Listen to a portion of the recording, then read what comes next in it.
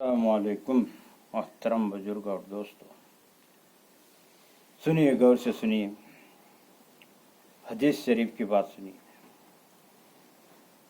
کہ صلہ رحمی میں یہ بات شامل ہے کہ آدمی اپنی کمائی سے رشتہ داروں کی مالی خدمت کرے یا یہ کہ اپنے وقت کا کچھ حصہ ان کے کاموں میں لگائے۔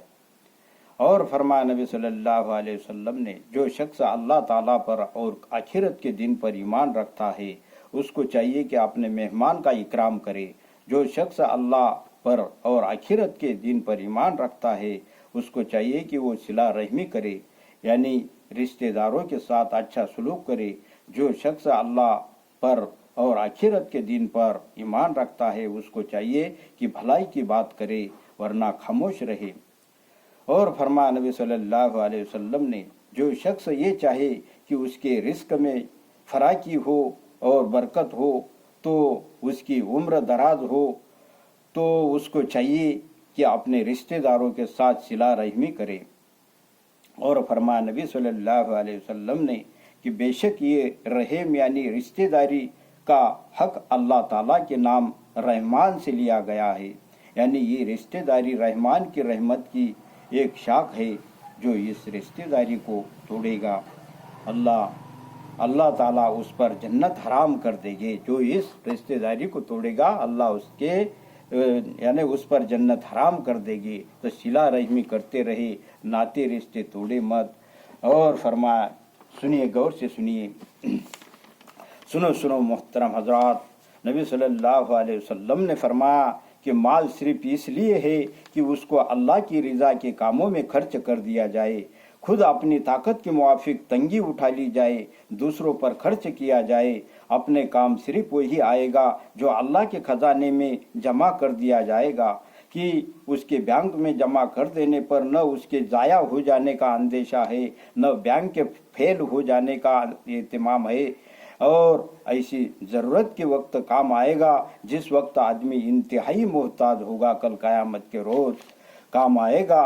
تو خود حق سبحانہ تقدس کا ارشاد، حضور صلی اللہ علیہ وسلم فرماتے ہیں کہ یہ آدمی تو اپنا خزانہ میرے پاس بہا دے، یعنی خرچ کر میرے راہ میں، نہ تو اس کو آگ لگ جانے کا خوف رہے گا، نہ چوری کا خوف ہوگا، اور میں ایسے وقت تجھ کو پورا دے دوں گا جب تو بے حد محتاج ہوگا۔ اور حق تعالی شانہ کا پاک ارشاد فرمایا ہے کہ ہر شخص یہ غور کر لے کہ اس نے کل قیامت کے دین کے لیے کیا چیز آگے بھیجی ہے۔ ان لوگوں کی طرح نہ بنو جنہوں نے اللہ تعالیٰ کو بھلا دیا، اللہ تعالیٰ نے خود ان کی جانیں بھلا دی۔ دوسری آیات میں فرمایا ہے کہ مال و متاع، آل و اولاد تمہارے لیے امتحان کی چیزیں ہیں۔ کیا یہ دولت، یہ مال اور یہ اولاد امتحان کی چیزیں ہیں، اللہ کے راستے میں خرچ کرتے رہو، یہ تمہارے لیے اچھا ہوگا۔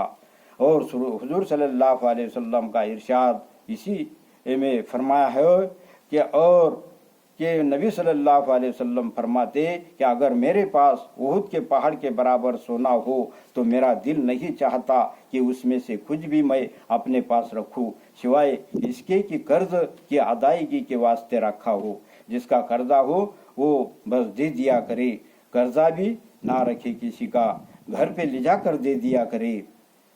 اور حضور صلی اللہ علیہ وسلم کا ارشاد ہے کہ جو چیز ضرورت سے زیادہ ہو اس کو اللہ کے راستے میں خرچ کر دینا تمہارے لیے اچھا ہے، بہتر ہے، بچا کر رکھنا برا ہے۔